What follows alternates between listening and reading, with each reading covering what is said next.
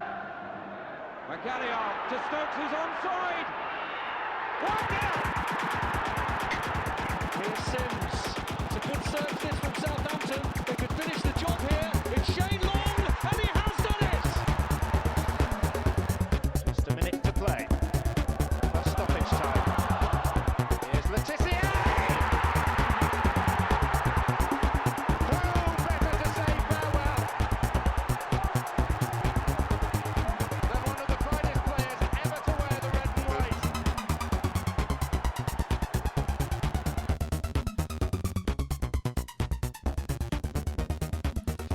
Hello and welcome. It is episode 93 of the Saints FC podcast.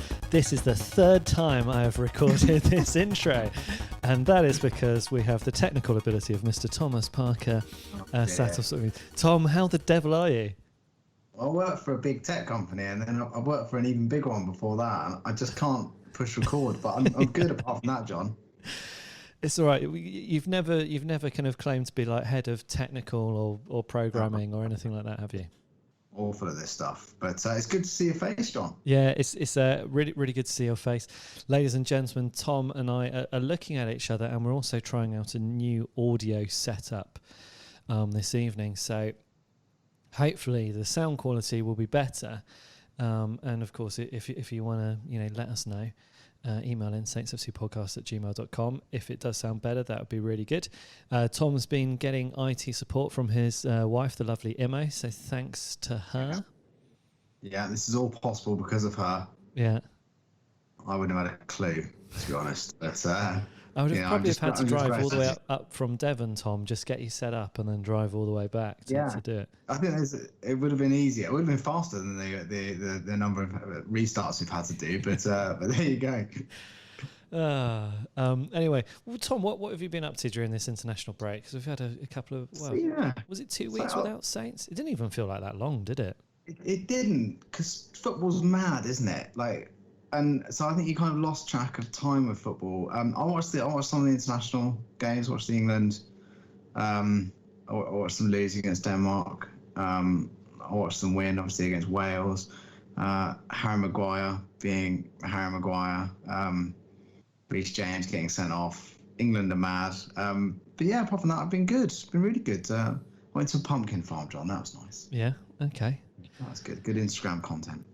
That's the important thing, isn't it? That is the main thing, isn't it? It's what we're all here for. I mean, on the subject of England pumpkin farms and Denmark, I once went to Copenhagen around about Halloween, and there's this kind of theme park in Copenhagen called Tivoli Gardens, and they have a full Halloween themed thing there, and the pumpkins there, I've never seen anything quite like it before, Tom.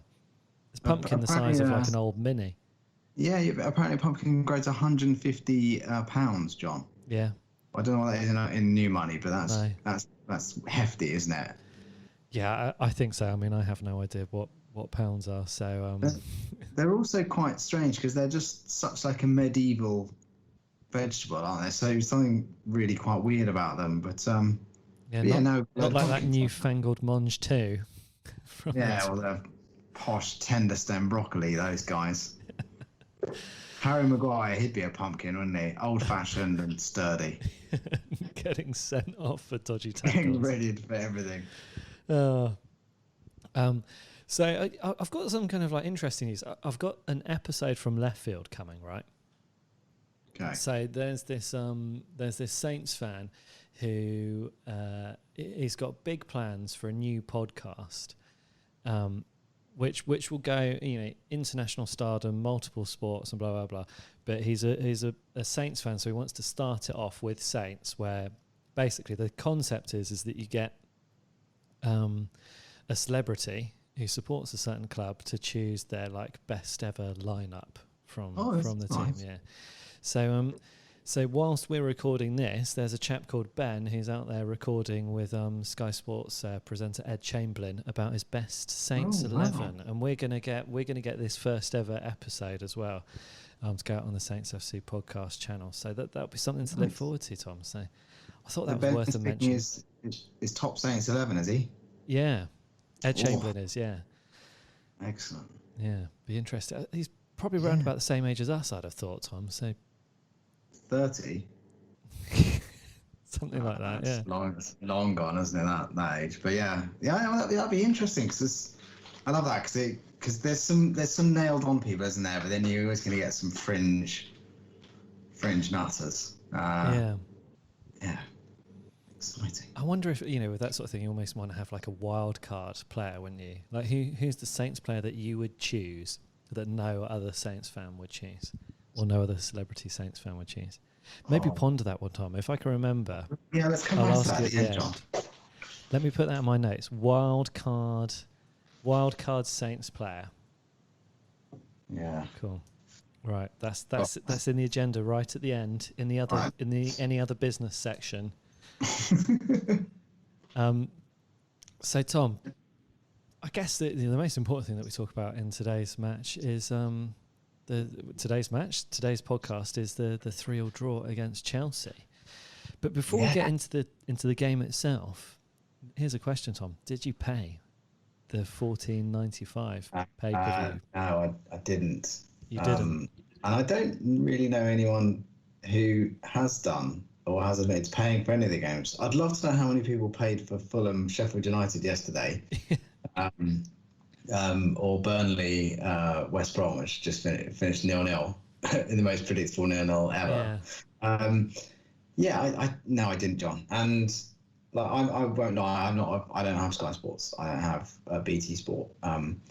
But you have means. I have means. But isn't it mad that people who pay all that money anyway are being asked to shell out even more money in this time, more than any time? It's just mad. Yeah. The greed of football knows no ends. I mean, it is just kind of crazy because so like with the whole Project Restart stuff, got myself a little Now TV. You could get like a monthly. They're quite a good deal on when we started Project Restart. So I went for that. But now you're kind of like looking, BT Sport you're shelling out for, Sky Sports you're shelling out for, and then that's not even going to necessarily cover all the games. No, which I suppose it's kind of probably the way it's always been, hasn't it? So if you normally subscribe to Sky Sports and BT Sport, but you're a Saints fan, most of the games aren't covered anyway. So I guess you're kind of used to that.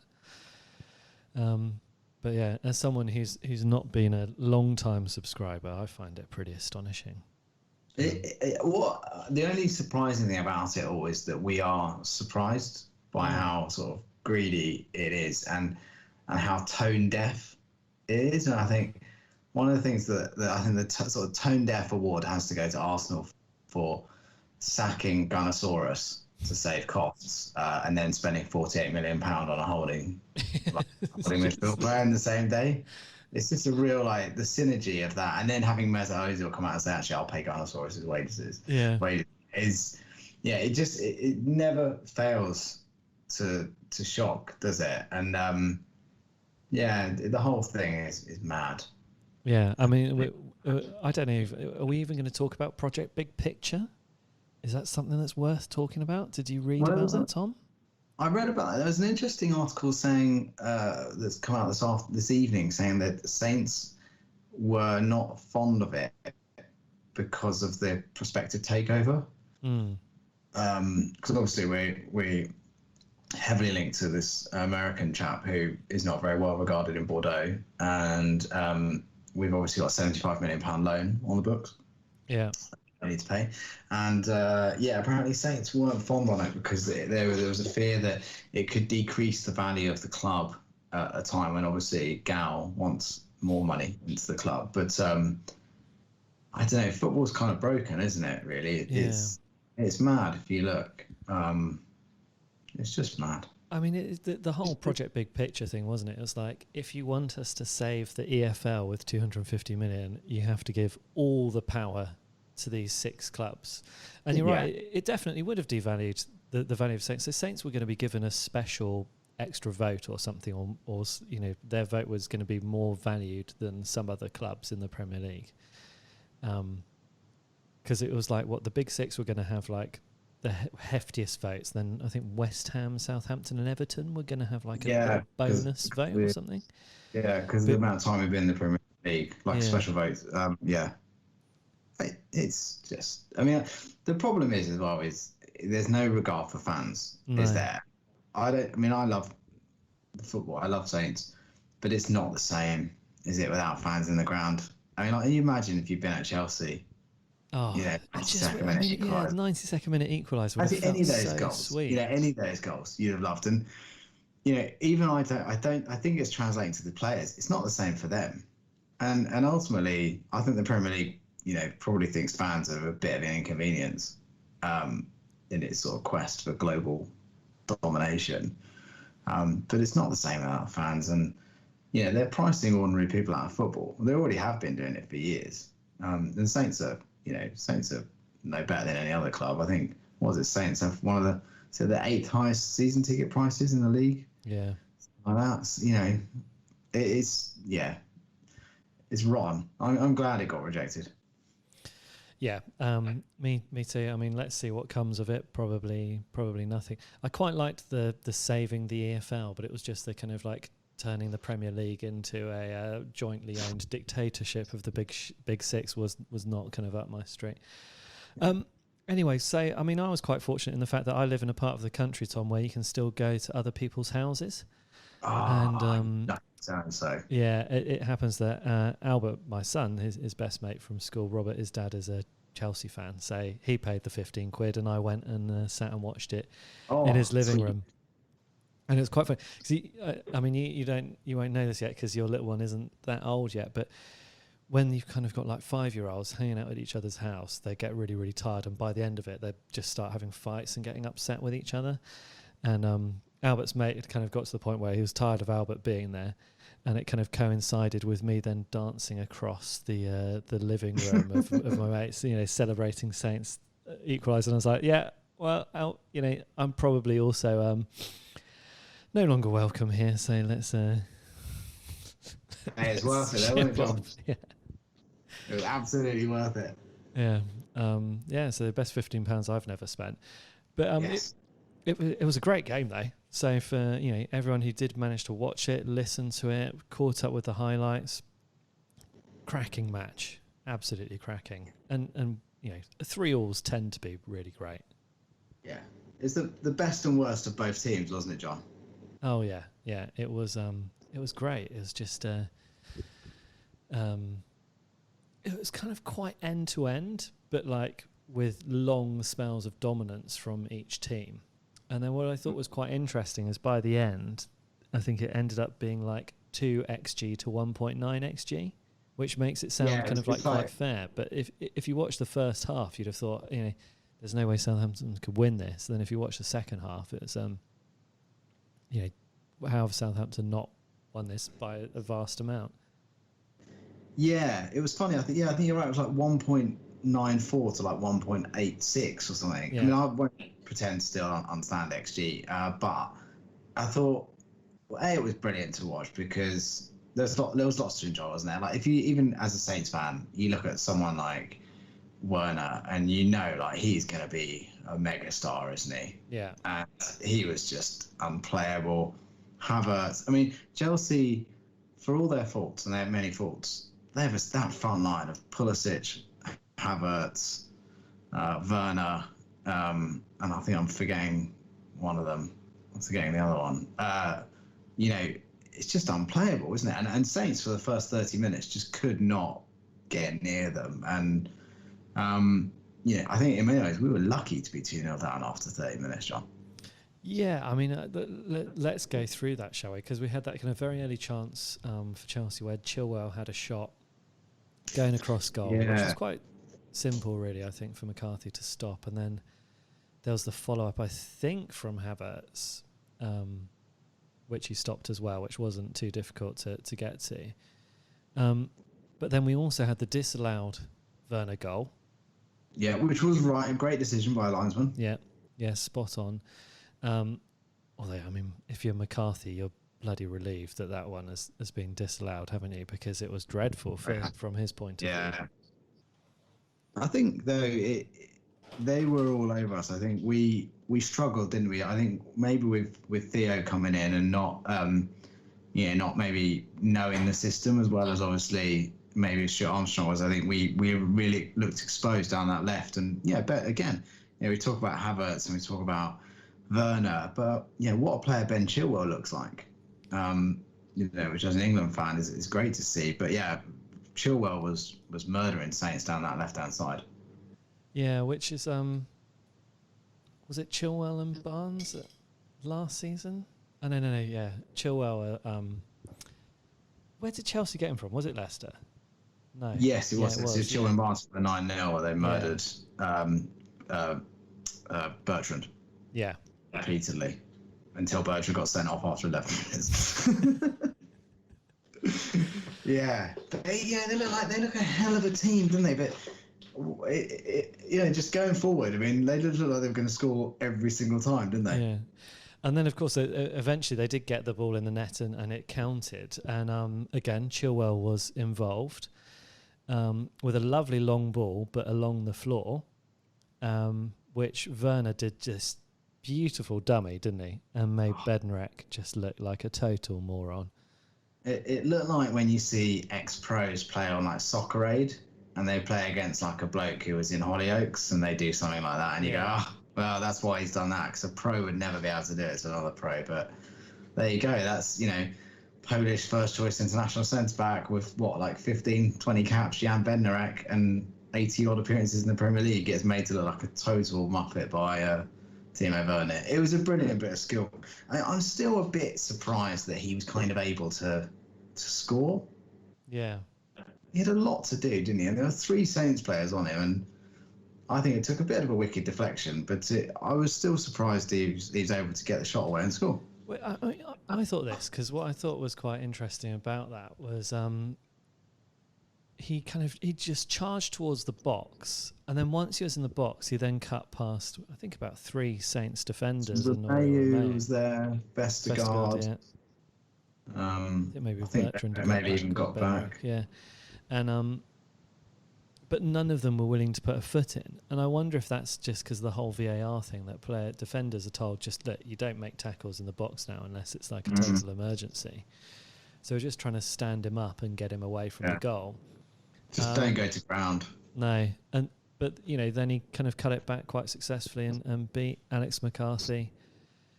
Not the most powerful shot, but I think, the build-up play probably almost deserved a goal. But probably in the whole XG argument, that was maybe worth about 0.1. I don't think it would have been worth a lot. Yeah, is that because he's got to shoot past 3 players and a goalkeeper? Yeah, exactly. Right. He shouldn't be scoring from there, basically. Okay. We've said that a few times with Saints, haven't we? I think, it was a really good goal. I think, Bednarek will hopefully learn a lot, maybe from that game. But he got murdered on that first goal. Yeah. Well, and then actually, if we're going to talk about Bednarek getting murdered, he got murdered on the second goal as well. Because, again, long ball from deep, this time over the top from Jorginho. And then Werner did a bit of kind of like foot and head juggling tennis to get it past Bednarek. And you forgot to say handball there, John, as well. You forgot to say that. I said juggling. It was a really good pass, wasn't it, from Jorginho? Like, first things first, credit where credit's due. It's a great pass with a sort of wicked backspin on it, where it bounced up in the air. And do you know what I mean? It was very clever.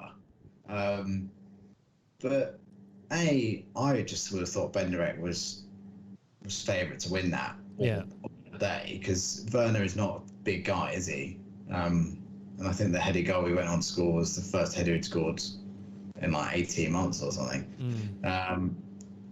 But I thought it was handball. It was a handball, wasn't it? Yeah, and to be honest, on the footage, I don't think they even showed a replay of it going anywhere near his hand or his arm. It was though, wasn't it? Yeah, it definitely was, because when you do watch it, it clearly comes off his arm.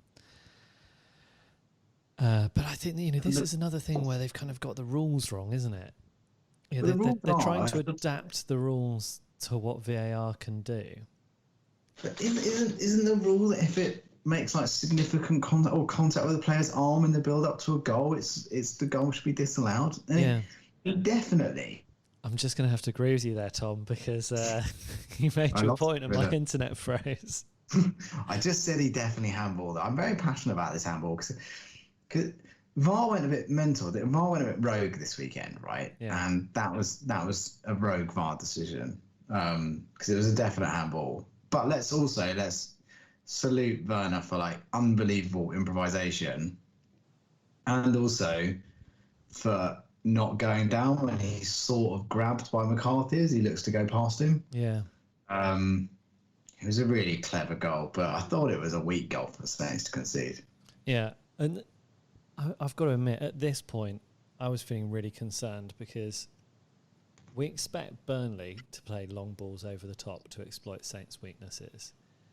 But we've now seen it with Spurs and with Chelsea that, you know, the bigger teams, the teams that kind of allegedly play football, are now also going, well, hang on a second, we don't need to play football against them. In fact, that's the worst thing we could possibly do because they'll just rob the ball of us and score goals as we build out from defence. So let's just hoof it long and, you know, take on their kind of like weak centre-backs. And that really worried me because I was kind of fearing at that point that we might see another sort of onslaught. And, you know, Havertz and Werner were playing it really nicely together on the ground, let alone before you kind of allow Chilwell and Jorginho to do the long balls in. Yeah. It looked like it could get quite messy, didn't it? I mean, I think the Saints' confidence looked shot, really, at that point. And I think, you know, you're looking at the centre-backs and you're thinking, well, hang on a minute. This is a team that predominantly plays on the ground. We've got Vestergaard, who's kept his place, you know, fairly, but... You know, he's not the fastest. He's a bit Bambi on ice. Bednarek is clearly rattled by, you know, by anyone really. You know, Havertz, you know, Pulisic. We just couldn't get near them. And I thought like, gosh, you know, this could be like Spurs, but without Saints replying. Yeah.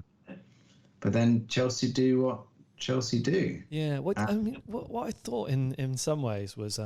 There was another chance, wasn't there, where Werner got into the box and all he had to do was cut the ball back to Havertz and it would have almost been a carbon copy of the Ings goal against Burnley where Che Adams cut it back. And Havertz was really annoyed and Werner was like, well, you know, I'm going for my hat-trick, so whatever. Yeah. And there were plenty more chances, my friend. Yeah. And it felt like Saints were always going to get chances in that game. So we'd had a few kind of sniffs where we marauded forward and looked like we were going to get a chance. And then that's when it happened, wasn't it? It was very shortly after that. Yeah, and I think this was the thing. You knew that Chelsea, you know that if they conceded, they would have every chance of conceding again. And John, it was a brilliant Saints goal. You said on WhatsApp, you said it's the archetypal Saints goal. It is, absolutely. Archetypal Saints goal. Opposition team trying to play it out from the back. Great hassling from Che Adams, wins the ball back and plays a lovely through ball to Danny Ings, who finishes like the striker that we've always dreamed of having. Yeah, it was great. I mean, Havertz trying to be too clever. Sandwich between Wolcott and Adams. Like, you know, I'm critical of Adams, particularly on our WhatsApp group, John, of Adams finishing. But, like, what a player, you know, he is for Saints. And what an incredible... You know, not only winning the ball back, but there's a brilliant millisecond where you see, as soon as he wins the ball back and you see Ings points to where he wants the ball, just for like a millisecond. Yeah. And Adams puts it on a plate. And obviously, you know, as Dave Merrington would say, you know, it gives the keeper the eyes and just glides past him. And it was almost like, it looked like a training ground goal, didn't it? Yeah. It's just beautiful. I love Danny Ings now, Tom. What more can I say? The amount of times that we might create a chance where you have a through ball and then you're looking at a Saints attacker then not putting it in the back of the net. And Danny Ings just, the second he's running onto that ball, it's like, you know, he's going to score. We've not had a striker that we've been like that I've felt so confident that every time he gets in front of goal, he's going to score. And he is that man. Yeah, and it was a great Saints goal. I think because it showed what they needed to do in terms of they needed to get closer and stop Chelsea playing. And then, you know, lo and behold, as soon as you do that, Havertz overplays, Havertz gets squashed between Wolcott and Adams, and I think it maybe took Chelsea by surprise as well, because I think they probably thought it was a foul. It certainly could have been given as a foul, but it was a brilliant finish, and I think you're exactly right. With Danny Ings now, you've just got this ruthless killer up front that doesn't even question if he's going to miss. And again, it's just another type of Danny Ings goal, isn't it? The guy can score every type of goal, but it was a brilliant time to score. It's exactly what Spurs did to us. Yeah. Just for half time, and it turned the game on its head. Yeah, totally. I mean, the second half was a completely different prospect, wasn't it? I mean, Saints were just on the up. They came onto the pitch about 5 minutes after Chelsea, which I thought was great, because as part of making Stamford Bridge COVID secure, the away dressing room is in the health club down the road. So basically a Craven Cottage. Yeah, it's mad, isn't it? No, so Saints, took their time coming back, and really enjoyed that second half, didn't they? And then we had this really lovely sort of passing exchange on the edge of the Chelsea box. Do you remember this one? What was Vestergaard's? Vestergaard's the guy who lays it off, isn't he, to Ings, I think, in the end? What, for the shot? Yeah. Yeah, I think it's Vestergaard who does the layoff. It's a lovely little touch. Yeah. There's a little bit of sort of tiki-taka sort of passing round the box there. It's quite funny because obviously the Saints away kit is the white shirt with the red sash, which is like the one where we got promoted from League One, 125th anniversary. But obviously it looks like the Peru shirt. And they had Glenn Hoddle commentating on the BT Sport, and he was saying that Saints at that point looked like a genuine Peru. And I think from his era, Peru were kind of considered, quite stylish, really clever passing. Fit. Yeah. All that high altitude. Yeah, and I think that's an interesting thing that Saints have got in the locker with Danny Ings, because he doesn't need any backlift, does he, to strike the ball hard. And I think you'll see him hit a few like that, where he just, he doesn't need any space just to get a real hard snapshot away. But Saints were knocking on the door. Yeah, they were, and then it came as well. So Che Adams finally got his goal this season. That's good. I'm glad to see getting that this side of Christmas. And I think, what you're saying about Adams earlier, I mean, if he can put goals to his game as well. I mean, if Adams could get 10 goals this season, Saints will end up finishing very close to the European positions, I think. 100%. I mean, there's a lot to like about the guy, isn't there? Because obviously Jorginho is a cultured Brazilian, holding midfield / playmaker, and then he did it in the first half, and Romeo thinks, if you can do that, I can do that too, and curls a lovely ball over the top. And I think with Saints, with Adams, those balls are so fruitful. And I remember last season at Stamford Bridge, when Danny Ings wasn't playing, and it was minor panic stations for Saints fans. But what you saw was, in a game where you're going to be under the cosh, the ability to get the ball high and have someone like Adams chase everything with a combination of pace and brute strength is really important. And I mean, John, do you want to talk through the clown car of a goal that it was? I mean, it was great, wasn't it? So if we pick it up from where Zuma's trying to attempt a back pass. Yeah. And, you can get away with... Not into Rosette, like any else would have done. Yeah, and, passing it back to Kepa, who's under so much scrutiny, despite being the world's second most expensive keeper. I think it's only Alisson that's cost more than Kepa, isn't it? And, Zuma passing back to the kind of slightly shaky Kepa, Che Adams absolutely not giving up. Che Adams chasing onto it, and then Kepa basically commits a foul that would almost certainly be a penalty. And I think had Saints not scored, it would have almost certainly been brought back for a penalty. Do you think it would have? Because I wonder, I don't know if the momentum sort of carried Che through, but I guess in this era of any sort of contact in the box is a penalty. Yeah, you're probably right. And it could have been a red, couldn't it? Yeah, I don't know if they do the double jeopardy now, though, do they? Do they not? Right. No. Okay. No, so I think it would be a penalty and a yellow. Or probably just a penalty.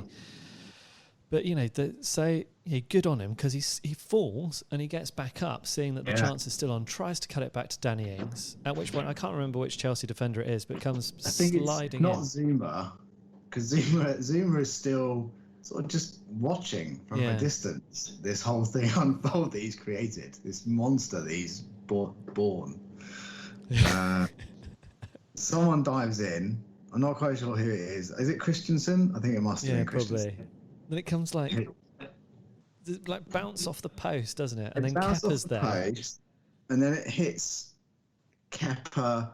I think that Adams tries to knock it across. Doesn't it then hit Kepa, who lays it perfectly back out to Adams. It then takes it away from the goal. It takes it away from Danny Ings, who gets out of the way. Yeah. Lucky, because he'd have been sent into outer space, because God, Shay Adams hit it, didn't he? Bloody well hit that hard, didn't he? He leathered it. Old school. But it was great. And then, seeing the Che Adams celebration, I just think it's so good. I mean, you look at last season, once he got his goal against Man City, then the goals started coming. Hopefully this will be the same. I'd love it if Che Adams could get into double figures, because I think if he does get into double figures, we keep Danny Ings fit and they're working together. As we said earlier, we're going to be well up the league table. But I was kind of in seventh heaven then. I thought, 2-2, still a long way to go in the match, good chance of us winning it. And I think, Vestergaard was also feeling like that as well, Tom. Hollywood Vestergaard. Yeah, Vestergaard's thinking, right, the momentum is with us. Nothing can possibly go wrong. I might as well channel my inner Jack Stevens and go on a marauding run from the centre of defence. Where also not only marauding on from the centre, but where I end up on the left wing. So I'm like nowhere near where I'm meant to be at all. Against a team that are like incredibly fast and nimble and able to thread the ball through an eye of a needle. Yeah, and I suppose importantly in this case, have Kante, who is probably the best midfield interceptor and tackler in the Premier League, which is exactly what he did. And then Vestergaard was on the edge of the 18-yard box as Chelsea kind of broke away from a counter-attack. And what was it? It's like great interchange, wasn't it? Was it Pulisic then? Pulisic did this brilliant. Havertz? Yeah, and Pulisic did this great bit of skill where the ball looks like it's caught under his feet, but he doesn't. He manages to get it out, and then like with it while he's off balance with his left foot, play a beautiful threaded pass through to Werner, and it was an easy goal. Once they'd done all the hard work, they just sliced Saints apart. And it was almost like, Saints have been so elated to get that equaliser. And one thing we didn't mention, John, what I love to see is the players are always happy when one of the other players scores, but they almost look more happy, by the way, when Adams scores. So I think they know, like, how much he puts in and how many hard he tries. But, we were looking good. And like you say, and then just, it got sniped, didn't we? Like, just forensically diced apart by Chelsea. And the worry was at that point, you were like, my God, they can do that to us at any time. Yeah. They choose to. It was a really good goal. I mean, also at this point, it's so high risk, isn't it? Because the heads could go down here. I was chatting to my friend who supports Chelsea and just going like, this is... This could quite easily end up being like 4-2 or 5-2 at this point. Yeah. But then I was like, but it could also end up being 3-3 because it was quite end-to-end. A lot of this game, it was very open. There's a lot of excitement going on. And it's an interesting number of substitutes as well made at this point because I don't think it was a surprise that Romeo was taken off with his yellow card. We saw Diallo come in. We saw Teller come in for Redmond. I think maybe a lot of people weren't necessarily expecting Wolcott to get a full 90 minutes in his first game back. And then Shane Long coming on as well. Which I mean, I don't know if Shane Long particularly added very much, but Diallo coming in allowed Vestergaard to put himself up front. Yeah, and I think one with Shane Long, I think Adam might be just knackered. Yeah. I think as well. You know, there's probably an element of that. I think with Redmond, I think if we are being critical. I think Redmond wasn't on his game again. And Teller looked good when he came on, but you're right, John. The game was open, and I think the difference almost between the first and the second half is that Saints remembered to press in the second half, and what was fascinating was that for all of their multi-million-pound world-class Galactico of stars that Chelsea have at their disposal, the minute Saints just actually remembered what Saints actually do and do best, Chelsea could not cope with it, and I say that really from Danny Ings' goal onwards. As soon as Saints kind of actually thought, as long as if we stop these guys having the run of the park, then we can make a game of this. And the second half, Saints were well on top. Yeah. No, I fully agree, Tom. So, I mean, should we? Where do we take it now? Do you want to just talk about how good Saints were playing that second half, or do we fast forward to the 92nd minute? I think we fast forward because it was much the Saints were on top, but it wasn't quite clear they'd score. But again, you look at your Chelsea fan or your Frank Lampard, you go mad, don't you? Because it's a stupid foul, like 92 minutes in, and give them a chance to hoof it into the mixer. Yeah, in classic early 90s footballing. Yeah, it was a stupid. I think it was it Havertz? I think actually in the end fouled Bertrand with a sort of just a nonsense foul. There's no need, and you got to think like, what are they doing? 92nd minute.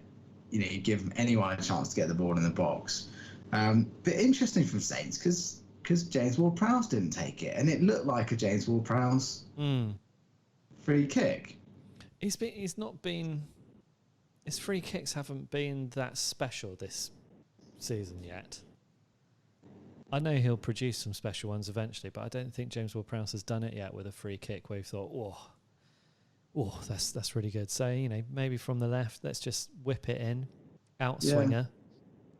And also maybe the Saints realised they were becoming a little bit one-dimensional. With those sort of James Ward-Prowse deadly whipped balls between the keeper and the defence, so maybe it's just a question of mixing it up. But so what happens? Bertrand steps up. Yeah, whips it in. Was it Kante who got it out, or Zuma who headed it out? I think it's Zuma, I think. Yeah. And then falls to Wolcott, Theo, who caps a dream debut just by volleying it into the ground and it bouncing into the far corner of the goal. That's what everyone thought, didn't they, John? But that's not what happened. Because that was so. Whilst I was dancing across James's living room, I was going, "Whoa, Wolcott!" And then you saw Vestergaard running across the Christian. Oh right, okay, maybe Vestergaard. But what was Vestergaard even doing? Because Vestergaard's 6'7" or something. He must have he almost got on his knees to head the ball. Yeah. He was still probably taller than me when he's on his knees. It worked though, didn't it? Because I think it just did just enough to put it inside the corner of the goal. And he was onside by a long way. But I loved it because there's a great footage. I think it's of Havertz just sort of throwing his arms in the air, oh my God, what have we done? But you can't argue Saints didn't deserve it.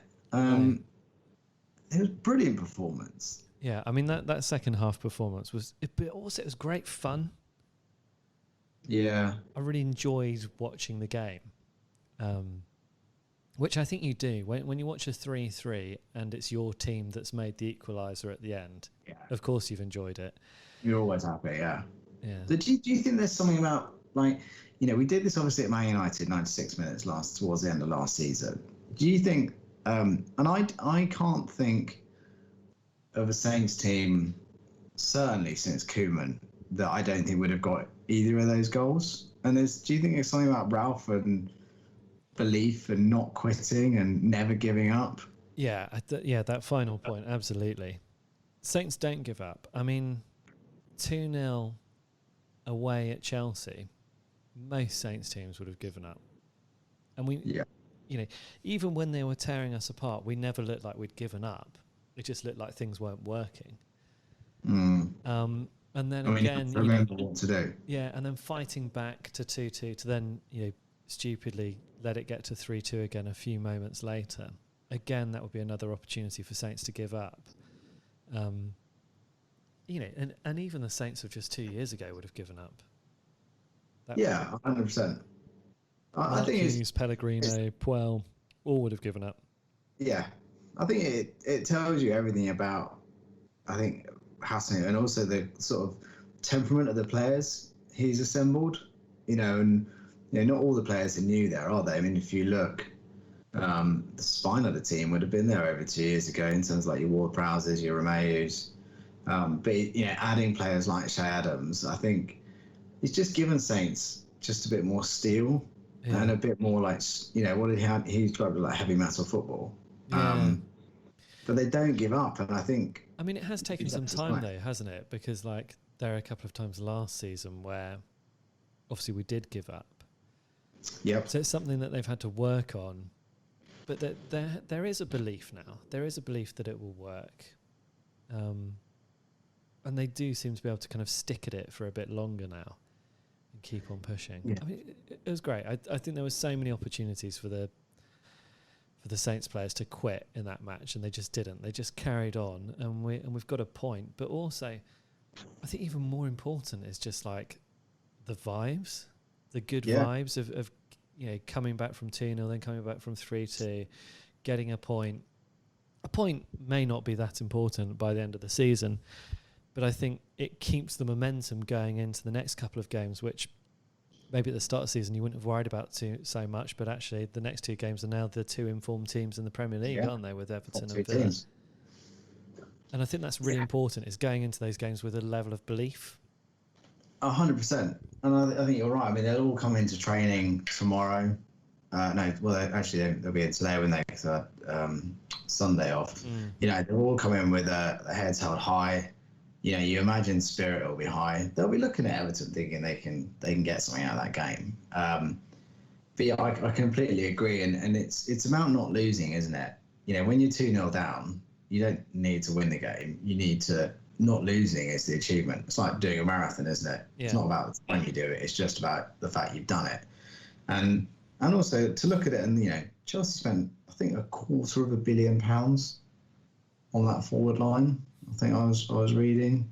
I mean, they do look pretty tasty going forward. They do look amazing, but also like football's mad because like their back line is awful. But it's not. Chilwell's very good, but their centre backs are well ropey, and football is mad in the sense that you can go to a billionaire and say like, give me all this money, and I want to assemble this machine that goes really fast, but there's a chance also that it's going to explode quite a lot, and they just go, yeah, go on then, like go really fast, don't worry about the exploding bit. But with Saints, they've just got this kind of balance, and also I think with the new signings, all of a sudden we've got a squad that does look deep enough to compete.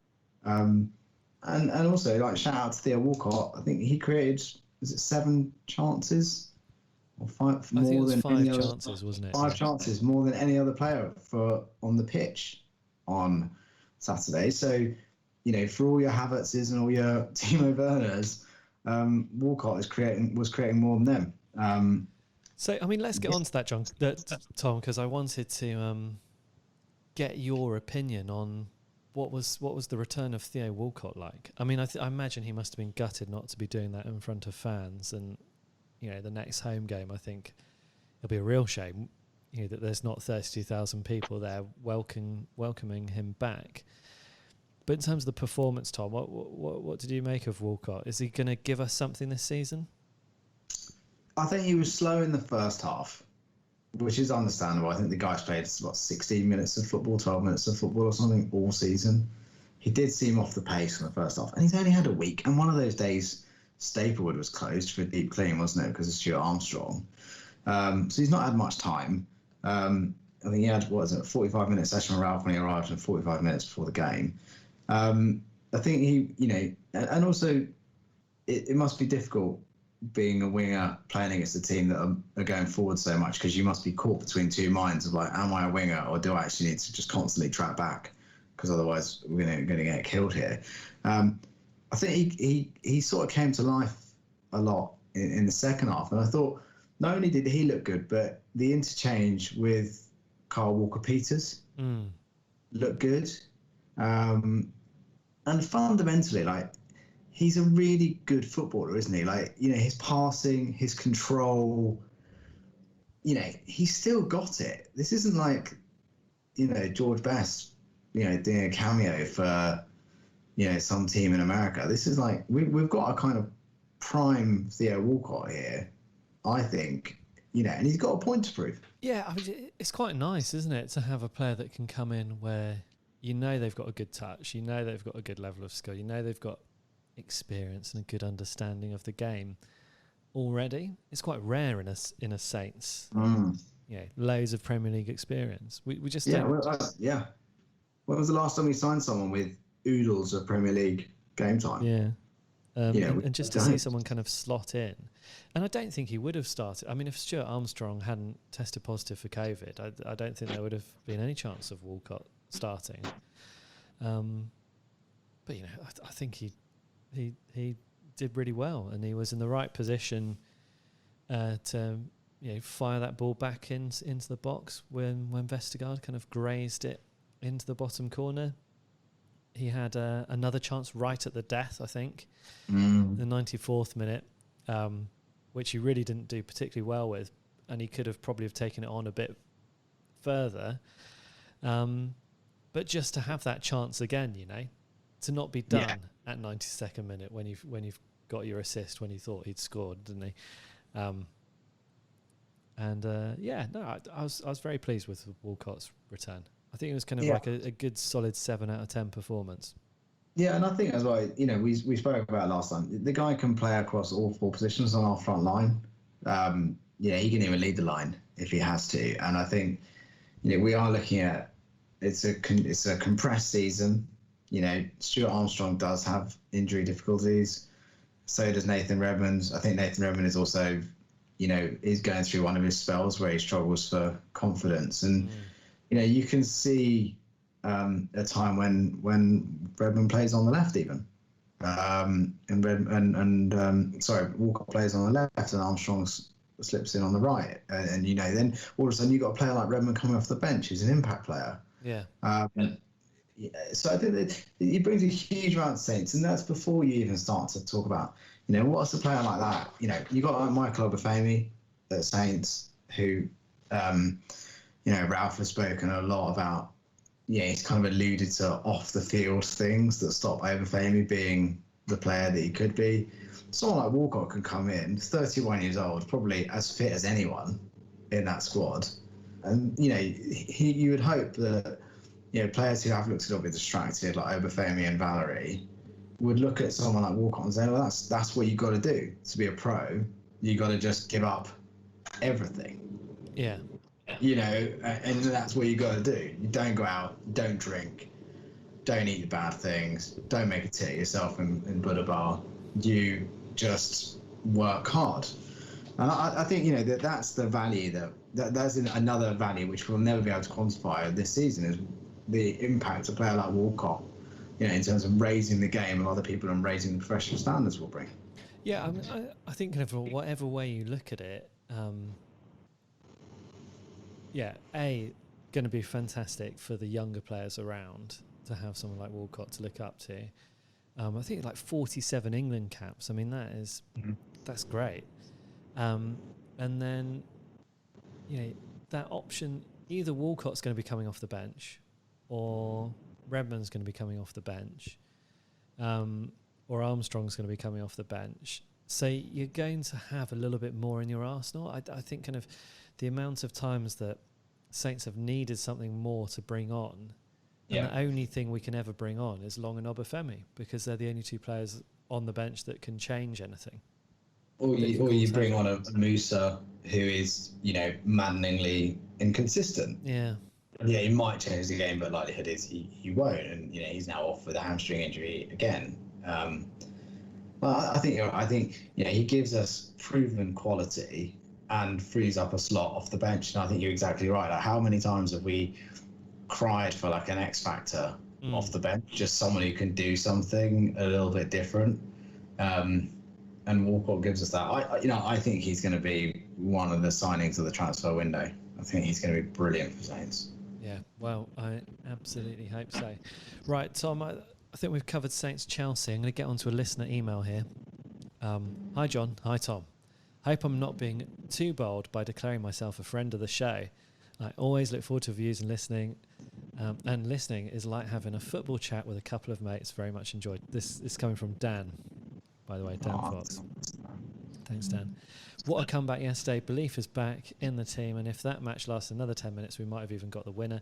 Very much enjoyed Gary Lineker's introduction to the match highlights when he said Chelsea haven't conceded a goal against a side outside of the top 6 at Stamford Bridge since last December when they were beaten 2-0 by Southampton. I like that. That's an amazing stat. Good stat, yeah. And after going 2-0 down, Saints began to press more after good work by Adams, who's looking better by the game. Yeah, agreed. We stole the ball in typical fashion, got one back, increased the intensity of the press in the second half, and then got another one. We all know what happened next, but our pressing tactic makes me wonder if we have a tactical dilemma.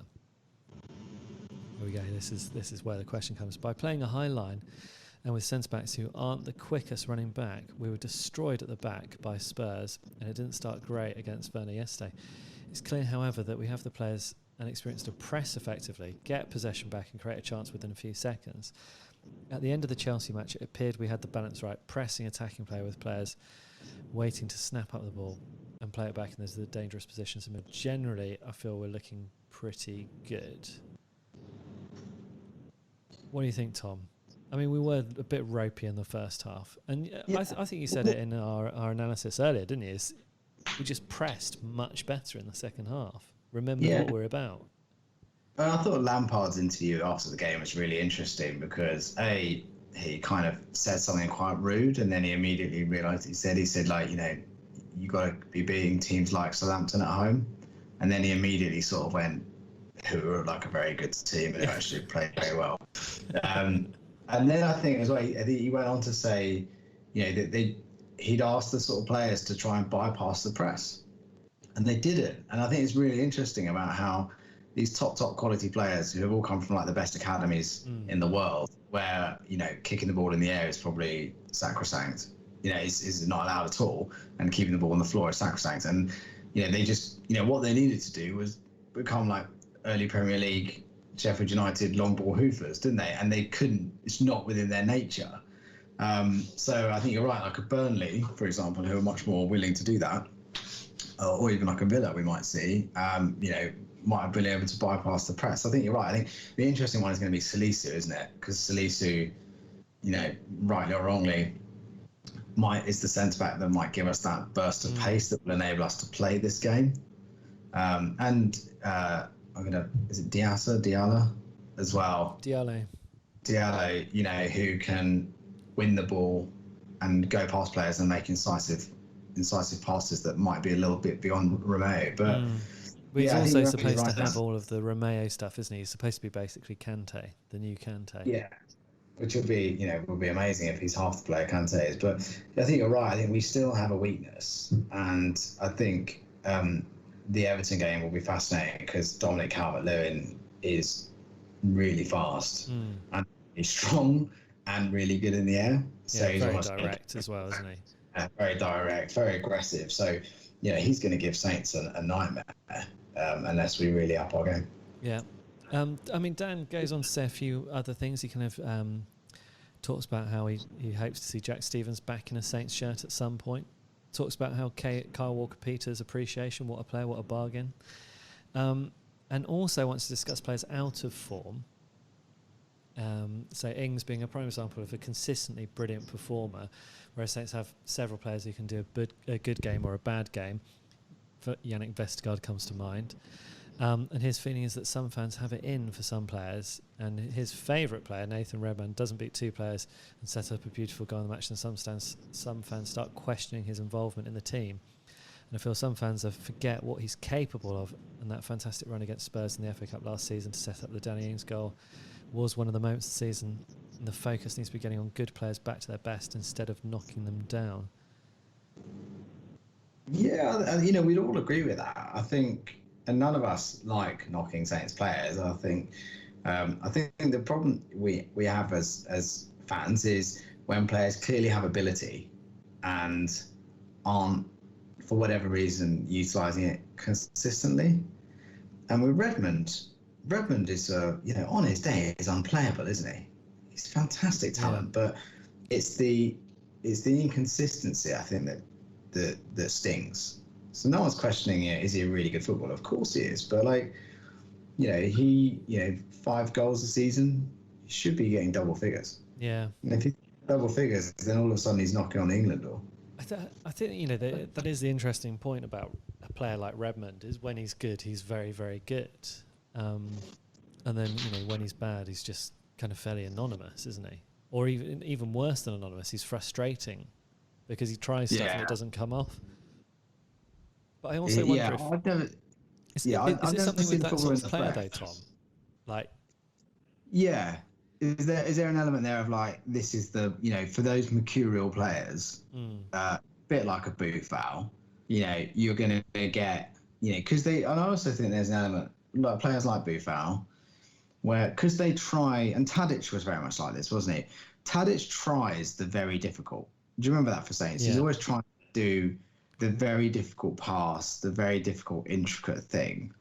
Now, by its very nature, unless you're Zinedine Zidane or Ronaldinho or Messi, those things don't come off all the time or even very often.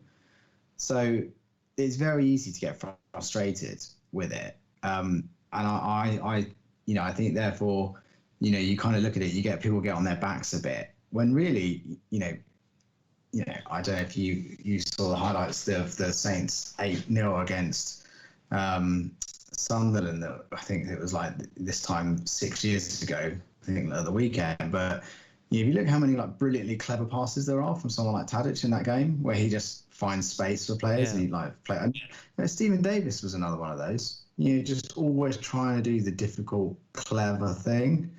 I think with Redmond, the issue is he's so high profile, isn't he? He's so visible. You're never going to miss him messing up, are you, Redmond? And I think it's kind of because we know how good he is. It just immediately puts him much more under the spotlight. Yeah, and also he gets in great positions. You see, he doesn't just miss 30-yarders. He misses quite a lot of one-on-ones or first-time chances that come to him in the box. So chances that you look at other top players in the league, they generally put away. Yeah. Dan, I hope that kind of answers your questions. He says, that's it for now. Thanks for your efforts in making the pod and hope you've had a good weekend. And thank you very much, Dan, for emailing in.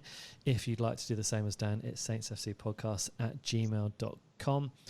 And as long as you're not really rude, we might read out your email and tackle some of the questions you've got in it. We mentioned we've got Everton coming up. Only points that they've dropped this season so far have been against Liverpool. And that draw at the weekend. We've talked about Dominic Calvert-Lewin looking good. James Rodriguez, bloody hell.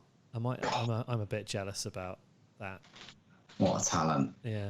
Oh, isn't it? 'Cause all that talent and he wasn't doing it for Real Madrid and he barely did it for Bayern Munich. And he turns up at Everton. And maybe some of these players need to be a big fish in a small pond.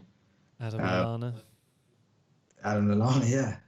But he's doing well for Brighton. I think, the Everton game is going to be really interesting, I think, because, there's no doubt whatsoever that Jordan Pickford has basically got away with injuring the league's and possibly Europe's best footballer, isn't he? In a horrible way. And I know lots of Saints fans... How sad would it be if he got tapped up by Barcelona during this time that he's off? Yeah, that'd be horrible, wouldn't it? Yeah. What? With Ronald Koeman, his former manager, and the man who he's the protege of. That would be terrible, John. Yeah. What, as Barcelona rebuild their team for the post-Messi era around a certain Dutch centre-back? It'd be a nightmare. None of us want to see that. But all jokes aside, it was a horror challenge. He should have been sent off, or he should have got some sort of retrospective ban. Football's, again, VAR went mad. Richarlison, though, suspended. So that's guaranteed they won't score at least one. That's one goal that they won't score. Yeah. because he's contractually obliged to score against us every time. I think Saints will give Everton a really good game. I'm looking forward to it. I think it's two sides that will be kind of hopefully fighting it out towards that top half, best of the rest sort of group, and they're exciting teams, and they're teams where you can have like really exciting stories, like a James Rodriguez reigniting his career, or the best strikers outside of the top six knocking on Harry Kane's door to get that England slot. Ings versus Dominic Calvert-Lewin, I think, is an interesting prospect, isn't it? Then we've got Villa away, who've won every single game. Yes, 12 from 12. And it just come off a very smart 1-0 last minute win against Leicester, so they're going to be pumped. And have signed some really good players. Ross Barkley is a masterstroke. I think this is the great thing about the league this year, isn't it? It just looks, for the first time ever, first time in a long time, genuinely open. A lot of teams have strengthened in quite interesting ways, I think, and it's causing some interesting games, isn't it? I mean, plus you take out the crowd, and I suppose probably the anxiety and perhaps the care and attention that the players give when they've got 30,000 fans on their back, or whatever. It's looking interesting. Tom, I've got to say, what's not interesting though is how dreadful my fantasy football team has been doing. So do you remember when I first mentioned this? I didn't do this. No, you didn't. I was kind of in the top 10. I'm now 86th in the Saints FC Podcast Amigos League. How many 87 people in that league, John? No, there's more than that. There's let me see how many there are in total. Who's costing you, John? Who's your nemesis? 159 in total. Okay, so you're midpoint, not bad. Yeah. Solid. Well, top of the league is Lord of the Ings. Good. Matthew Moody. But John, have you had any horror picks? So did you pick, I don't know, Kepper or something disgusting like that? No, I'll tell you what my horror show was 2 weeks ago, or 2 game weeks ago. I went on the fantasy football thing and I saw, to my great disappointment, that Son was injured, and so was Sam Maxson from Newcastle. So I had both of those in my team, and I was like, right, well, I have to get rid of those players, because if they're injured, I can't have them in my side. And they both kind of like had 25% chance of playing because, of their injuries. So Son that week then accrued 18 points in a 6-1 victory away to Man United. Definitely wasn't injured. Definitely scored 2 goals and got an assist. And Sam Maxson did something similar. And so this week, my transfers were just reversing that mistake I'd made the week before. And now I'm playing catch-up. With my previous team. Son scored this weekend? Yeah, Son did well this weekend. The Bale effect is in full effect, isn't it? Yeah. 3-0 coming on the pitch, 70 minutes, 3-0 at the end of it. You don't love to see it, but you do also absolutely have a little bit of a snigger. Yeah. So Tom, we've got to get back to that question. Who's your wildcard Saints player that no other Saints supporting celebrity would choose for their 11? I mean, this will be embarrassing if you choose a player now that Ed Chamberlain chooses in the first ever episode of this concept of a podcast. Yeah, it's called Matthew. No, I would go with a player who at the time, for me, seemed incredibly talented and actually ahead of his time as a centre back. Seems to be quite, from what I remember, and I was only young, a very cultured player who disappeared without trace. In the early Premier League era for Saints, early to mid Premier League era, who is Richard Hall. Okay. He was a good footballer, and I don't know what happened to him. I think he went to West Ham. But he was always very talented, for a centre-back. Centre-backs at the time were basically glorified rugby prop forwards. And but he was good. He was kind of the pre-Dean Richards, silky centre-back. And I always thought Richard Hall, who looked a bit like a head boy of a minor public school, I always thought he was a very talented footballer. So I would go for some. I would go for, and if I look at Richard Hall, the impact Richard Hall has had is so little that he's not even on the top page of Google. People. Well, I found Richard Hall. I've got his stats up for you now, Tom. So started his career at Scunthorpe United, 1989. 22 goals, 22 appearances, 3 goals. Played 128 games for Southampton from 91 to 96, and scored 12 goals. Then you're right, transferred to West Ham United, where he only ever played 7 games after that, and that was it. Played 11 times for the England under-21s. He retired at the age of 27. Yeah, I mean, I always thought he was a very, very good, skillful, cultured footballer and a really good player for Saints. So yeah, my alternative would be Ronnie Eklund again, sort of, for what could have been. I think Ronnie Eklund, there'll be a few Saints supporting celebrities who would have him in. I think because it was quite a special time, wasn't it? I've tried to go alternative. Yeah. Okay. I haven't got one yet. I'm going to think about mine. Be something to come back to. We've already done over an hour, Tom. So I mean, we can't. All right. We can't ponder this one for too long. But I'll think about it. And listener, hopefully, if you keep your eye on the Saints FC podcast channel, depending on when Ben manages to get his editing done, we should have that podcast with Ed Chamberlain coming up for you to listen to. So do let us know what you think of that. It's saintsfcpodcast@gmail.com. We're also on Twitter @saintsfcpodcast. Tom, it's been an absolute pleasure speaking to you and being able to see you this time. And you, John, and congratulations on growing a healthy beard during this period. Yeah, thank you. Thanks, Tom. It means a lot to hear that from an esteemed beard wearer like yourself. You're too kind, John. Right, well, ladies and gentlemen, hope you've enjoyed the show. And, let's look forward to this game against Everton at the weekend.